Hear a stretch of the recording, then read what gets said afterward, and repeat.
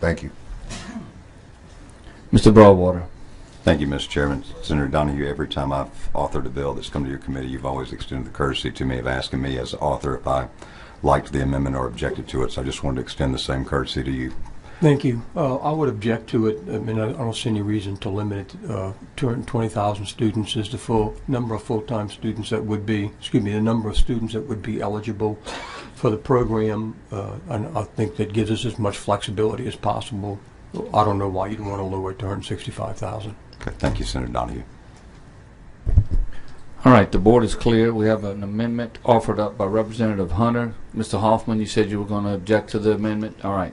To which there is an objection, the secretary will call the roll. Representative Robideau? Yes. Yes. Representative Barra? No. Representative Barrow? Yes. Representative Broadwater?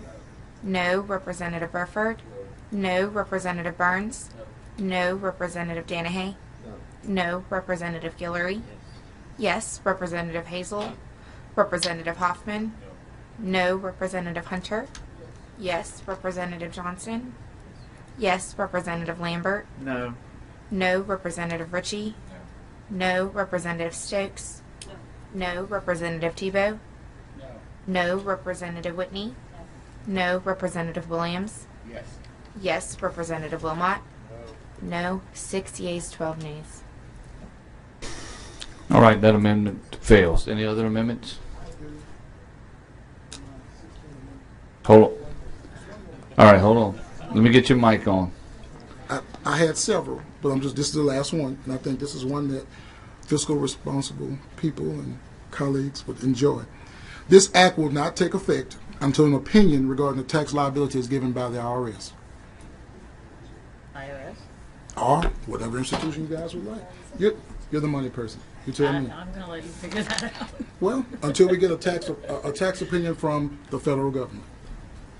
How about that? All right, Ms. Pryor's pulling up some documents that she thinks you may have language that is similar, or at least trying what you're trying to accomplish.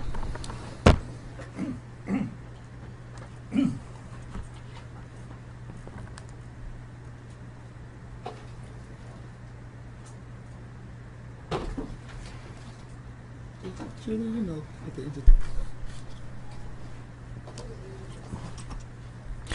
okay, I think this is going to work, Mr. Hunter, but on page 3, between lines 18 and 19, we would insert a section 2, and it would basically say, this act shall become null, void, and of no effect if it is determined by the Internal Revenue Service that federal tax liability is created for any student who is granted a safe credit pursuant to the provisions of this act.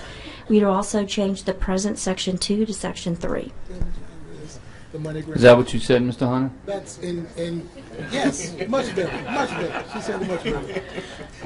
I mean, and excuse me, Chairman. I mean, the intent is to not have the institutions or the students or people involved in this bill, respectfully called a bill, to not be left holding the bag. I understand we want to fund higher education. I think everyone here can agree with that.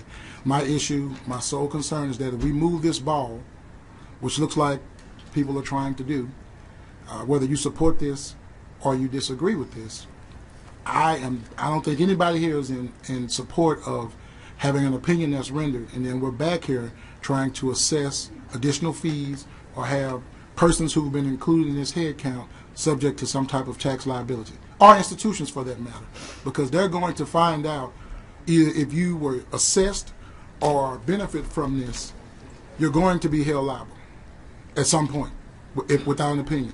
I'm not sure that the government is going to just allow us to do this and they not seek to recoup some type of benefit from it. And that's the reason for this amendment. Thank you, Chairman. All right, Mr. Tebow, you had a question on the amendment? All right, Mr. Broadwater on the amendment? Yes, sir. Go ahead. Thank you, Mr. Chairman. Secretary Barfield, I think we went over this earlier. My understanding that your staff has already looked into this and received some understanding that this would not have, because this was the one question I asked on Right. this, and right. my appreciation. We've of your looked at testimony this was. issue twice and feel confident there's no tax liability. In substance, I wouldn't oppose, except it takes us sometimes 18 months to get turnaround on requests for guidance from the IRS or confirmation or no action letters. In terms of written response. Written response. And then on some things, like the student tuition organization, we've never received any definitive guidance, nor has any other state with similar programs that I'm knowledge of ever received any written guidance on what is the proper tax treatment for some of that. So in substance, I don't have a concern, but my concern is on the time frame of the turnaround of that there would be, in my humble opinion, there would be unlikely we get anything in writing from them in time to have any benefit from this in fiscal 16. Okay. Thank you, Mr. Secretary. Ms. Barrow? I have a... On the amendment or no? All right. Mr. Hunter, your button's pushed, is it? All right. Go ahead. Secretary Barfield, you did state that no opinion has been rendered That's correct. and no opinion has been requested. No, we did not request opinion from the IRS, but we analyze things my department's filled with tax experts. We analyze things all the time. We make decisions all the time based on our understanding of federal tax treatment. And my department has looked at this, asked them to look at it again in light of the new amendments to the bill and everything that came through, and they've confirmed twice there should be no federal tax liability for any participants. What about I think you said student tuition organization? The Student Tuition Organization was a program that legislature passed a few years ago, and there's two alternative ways to treat it. You can take the deduction on the front end and then take income when you get the tax credit back the next year, or you can just net it out in front. So we've asked the IRS for guidance for that, and we've never received it because we got a number of questions from stakeholders, from tax experts, and everything else. And it's one of those issues where seems like you can do it this way, that way. One of those two ways. They're probably both correct, honestly, but we've asked for guidance. We've never received anything. Have we ever moved forward in your tenure or in your recent history without an opinion from the federal government on a tax measure with $400 million at stake? Just about anything we've ever done, we've never asked for any written opinion from the federal government or any verbal opinion. Any tax credit out there, some of which are well in excess of $400 million now.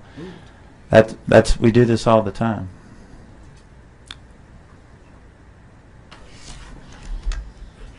Thank you. All right, members. Representative Hunter has offered up an amendment. Is there any objection to the adoption of that amendment? Ms. Stokes objects. Secretary, call the roll. Representative Robideau. Yes. Yes. Representative Barra.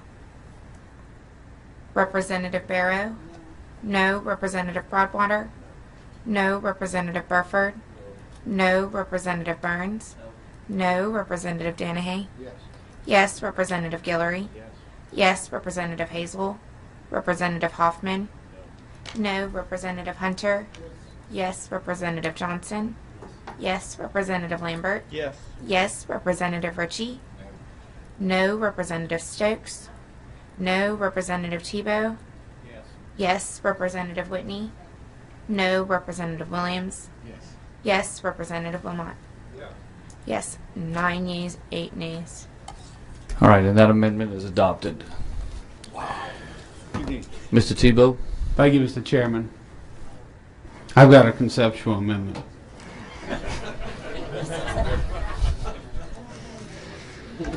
All right, let's try it. All right. So, it's a non-refundable tax credit. Correct. Okay. If we're going to use the head of the student to pass this through, let's make it real. The paper, when I read the paper, they talk about how it's a phantom tax credit. It doesn't exist. So let's make part of it real. If my amendment is going to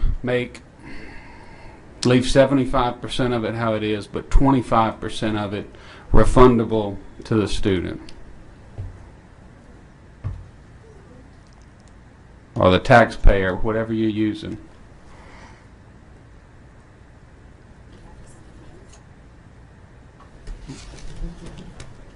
You're going to take that away from higher education. Well, when I appreciate that, Senator Donahue, and whenever the bill left here, this body, this side of the House, the money was dedicated towards higher education, or we put it towards higher education.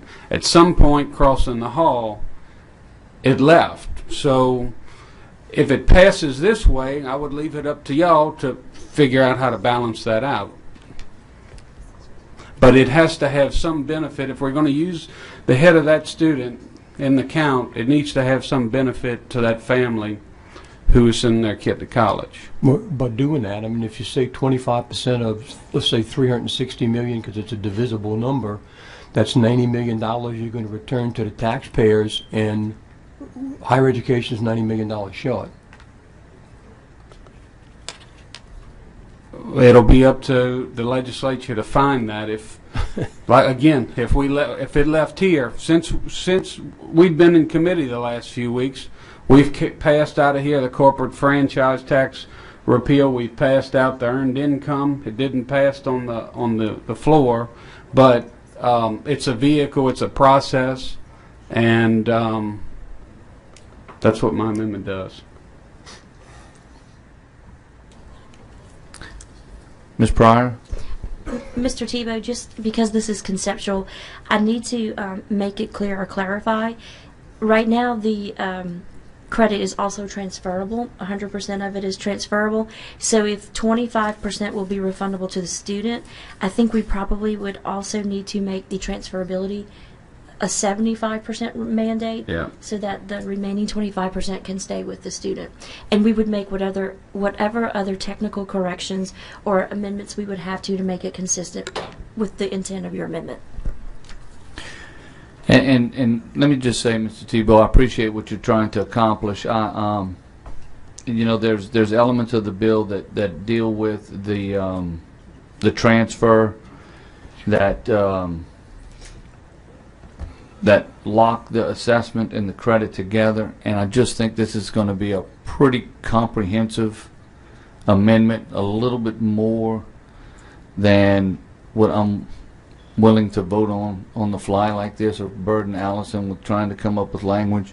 I mean, certainly I've let other conceptual amendments on today, so if you want to continue down that path, then you certainly have that right. I see this being a fairly complicated amendment. I'm not saying I'm against it in concept, but there's quite a few sections in the bill I think that we need to address. Are there any other amendments proposed? I think we have another amendment. I may feel the same way. We can buy enough time to get it where we need to. Why don't you visit with Ms. Pryor, and I'll go on to Ms. Barrows. Thank you. Ms. Barrows, you have another amendment? Yes, mine is really simple. I would like to sunset this bill in a year, in 2016, June of 2016. That's my amendment. All right, so basically July 1 of 2016, or? No, yes, July 1 of 2016. For 1 year. All right, Ms. Pryor, explain what we would do for that. Okay, thank you, Mr. Chairman. In the third amendment that we adopted initially, where we did provide for the sunset to be July 1, 2020, we would just basically amend that date to be July 1, 2016. So on that date, the provisions of the section would become null, void, and of no effect. All right, members, Ms. Barrow, Mr. Hoffman, is your question on the amendment? Okay. Oh, well, we pulled that one, so maybe it'll come back. All right, Ms. Barrow has offered up an amendment to change the effective date to 2016, or the expiration date to 2016. Is there any objection to the adoption of that amendment? Mr. Broadwater objects. Secretary, call the roll. Representative Robideau? Yes. Yes. Representative Barra? No. Representative Barrow? Yes. Representative Broadwater? No. Representative Burford? No. Representative Burns? No. Representative Danahay? No. Representative Guillory? Yes. Representative Hazel? No. Representative Hoffman? No. Representative Hunter? Yes, Representative Johnson. Yes, Representative Lambert. Yes. Yes, Representative Ritchie. Yes, Representative Stokes. No, Representative Tebow. Yes. Yes, Representative Whitney. No, Representative Williams. Yes, Representative Wilmot. Yes, 10 yeas, 9 nays. All right, that amendment is adopted.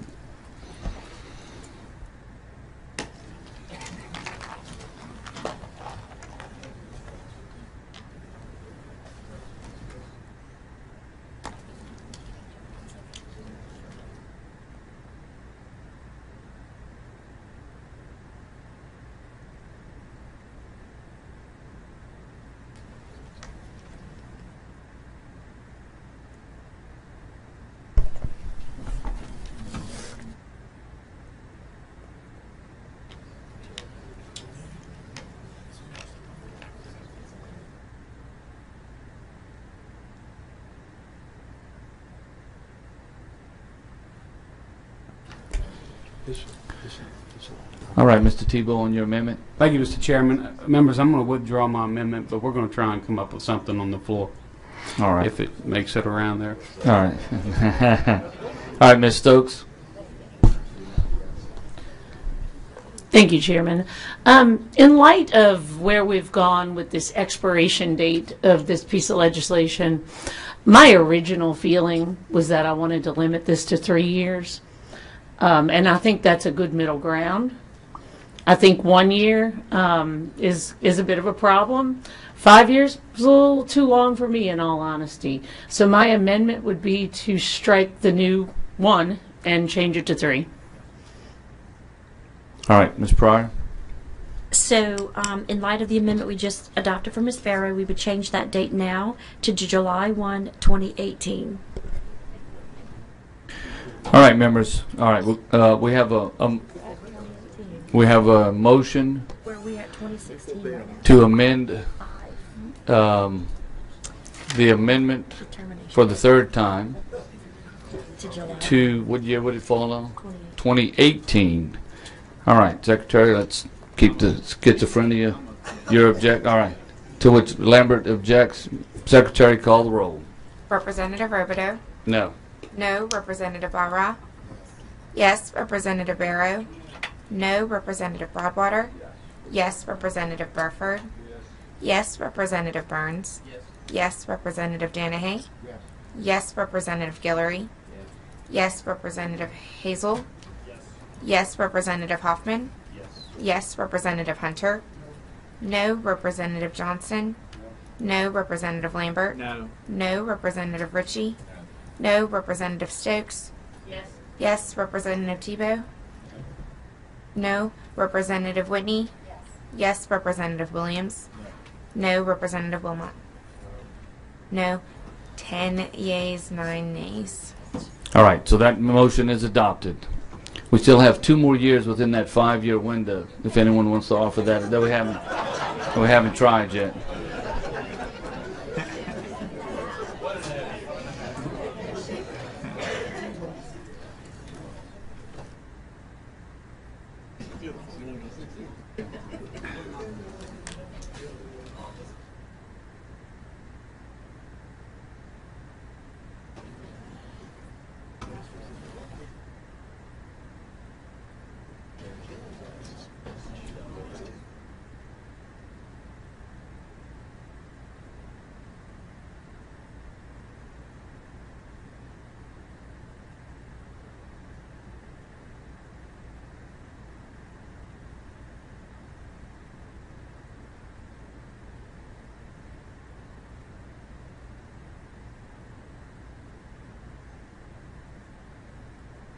We're just looking into one thing, members. Bear with us.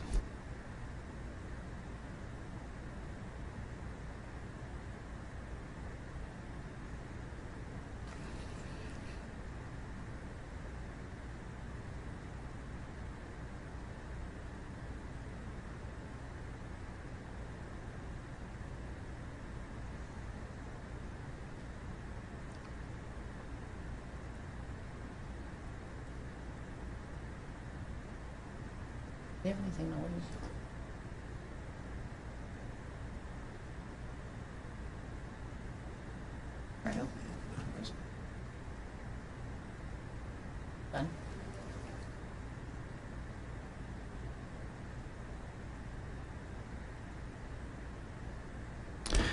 All right, members, we're back. Mr. Hunter, Thank you, Chairman. just another amendment? No, but Okay, I can. all right. I have No, some- no, no. You told us that you had done your last amendment. Yes, that was a motion to report it favorably. I'm going to move. He withdrew expos. that motion. He withdrew that. So Go ahead with your motion. my motion is to involuntarily defer the matter. All right. There's a motion by Representative Hunter to involuntarily defer the bill. Is there an objection to that motion? Yes. All right. Representative Hoffman. I'll make substitute motion that we report it favorably, which is what I did. but, Report it as amended. As amended, yes, sir. All right, members. We have a substitute motion by Representative Hoffman to report Senate Bill 284 as amended. Is there any objection to the substitute motion? Mr. Hunter objects. Secretary, call the roll. A yes vote will be to report Senate Bill 284 as amended. Representative Robideau. No. No. Representative Balrog. Yes. Representative Barrow. No. Representative Broadwater. Yes. Representative Burford. Yes. Representative Burns. Yes. Representative Danahay. No. Representative Guillory. No. Representative Hazel. Yes. Representative Hoffman. Yes. Representative Hunter. No. Representative Johnson. No. Representative Lambert. No. No. Representative Ritchie. Yes. Representative Stokes. Yes. Representative Tebow. No. Representative Whitney. Yes. Representative Williams. No. Representative Wilmot. No. 9 yeas, 10 nays. 9 yeas, 10 nays, and that motion fails. So now we're back on Representative Hunter's motion, which is to involuntarily defer the bill. What's that? Mr. Broadwater, make a substitute motion, Mr. Broadwater. Go ahead. Make a substitute motion to report unfavorably. All right. To which Representative, all right. There's a motion by Representative Broadwater, substitute motion. I'm sorry, to report the bill unfavorably. To which Representative Lambert objects. Secretary, please call the roll. I'm sorry. 1 second, everybody.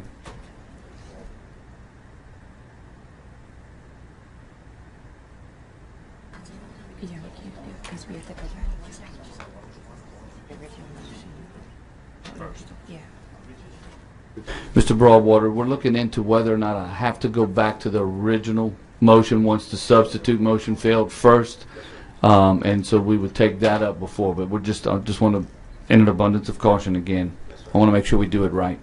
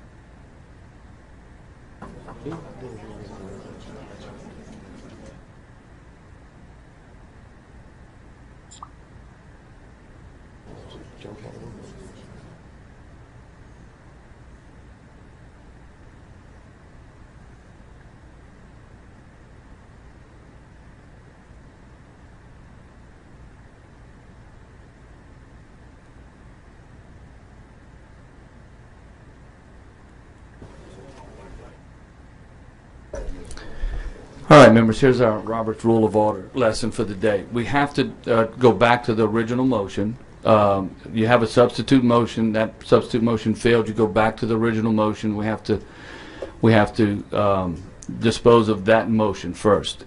With regard to the reporting it unfavorable, Mr. Broadwater, our choices are to report it with amendments.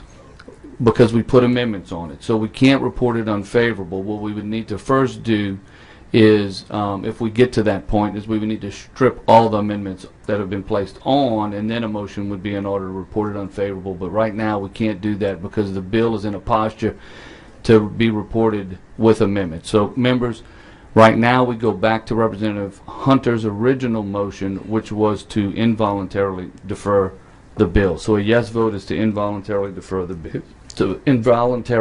bill. Secretary, call the roll. Representative Robideau? Yes. Yes, Representative Barra. No, Representative Barrow. Yes, Representative Broadwater. No, Representative Burford. No, Representative Burns. No, Representative Danahay. Yes, Representative Guillory. Yes, Representative Hazel. No, Representative Hoffman. No, Representative Hunter. Yes, Representative Johnson. Yes, Representative Lambert. Yes, Representative Ritchie. No, Representative Stokes. No, Representative Tebow. Yes, Representative Whitney. No, Representative Williams. Yes, Representative Wilmot. Yes, 10 yeas, 9 nays. All right, members, Senate Bill 284 has been involuntarily deferred. There are no more bills. Representative Williams moves that we adjourn without objection. Members will go on the floor in 30 minutes, so go grab yourself something to eat and then report to the floor. Thanks.